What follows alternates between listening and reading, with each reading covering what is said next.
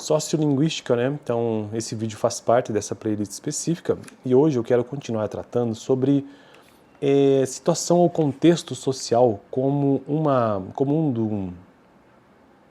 um dos fatores que evidenciam a variação linguística, ou seja, que deixam ainda mais claro que a variação linguística também está ocorrendo do ponto de vista social.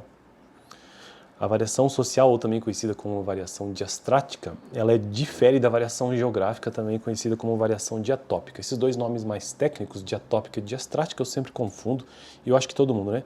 Mas o fato é que a variação linguística, ou as variedades linguísticas, elas podem ocorrer por conta da variação geográfica mesmo, em locais distintos, locais diferentes, a língua se apresenta de modo diferente. E a variação social, né? Só que a variação social pode ocorrer, a variação social que se manifesta na língua pode ocorrer por meio da classe social dos indivíduos, por meio da idade. Uma criança ou um adolescente, ele se expressa, o seu comportamento linguístico ele é diferente de um adulto, por exemplo, ou de um senhor. Essa variação social, então, ela se apresenta por meio de classe social, por meio de idade, por meio de gênero também, sexo. Então, os homens tendem a se expressar linguisticamente diferente das mulheres. E aí, por fim, situação ou contexto social, ou seja, dependendo do contexto, da situação em que eu e você estamos inseridos socialmente, nós nos comportamos de forma linguística diferente, né? Por exemplo, eu estou gravando esse vídeo aqui. Geralmente eu não utilizo o termo nós. Eu sempre, no meu tratar do dia a dia, eu sempre falo a gente. E mesmo aqui no vídeo, né? Mas o que eu estou querendo dizer com isso é que, pelo fato de eu estar gravando o vídeo, então eu tendo a me monitorar um pouco mais sobre o uso da língua, né?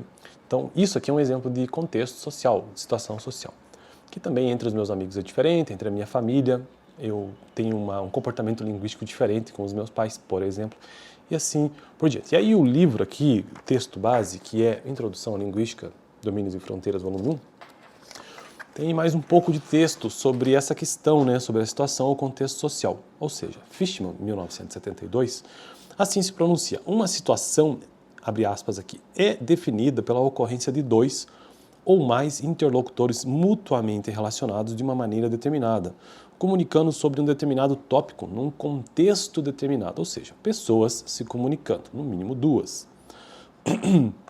Uma classificação desse tipo possibilita descrever os padrões de uma determinada sociedade com respeito ao uso das variedades linguísticas, isto é, qual o comportamento linguístico adequado às situações em que se encontram os falantes, porque sociolinguística é uma área da linguística que se preocupa com o uso real da língua.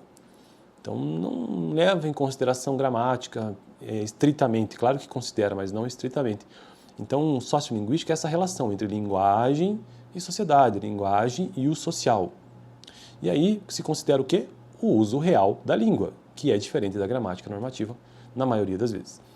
Consideremos, por exemplo, a situação de uma defesa de tese, lá do doutorado, e a comemoração que se segue à aprovação desta tese, que envolve as mesmas pessoas.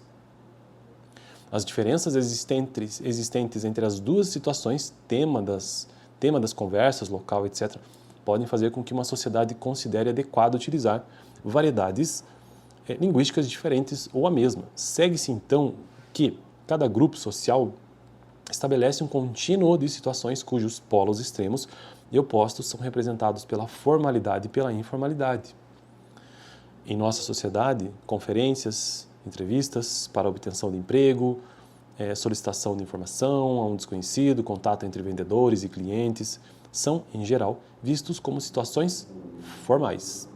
Já situações como passeatas, mesas redondas, sobre esporte, bate-papo em bar, festas de Natal nas empresas, são definidas como informais.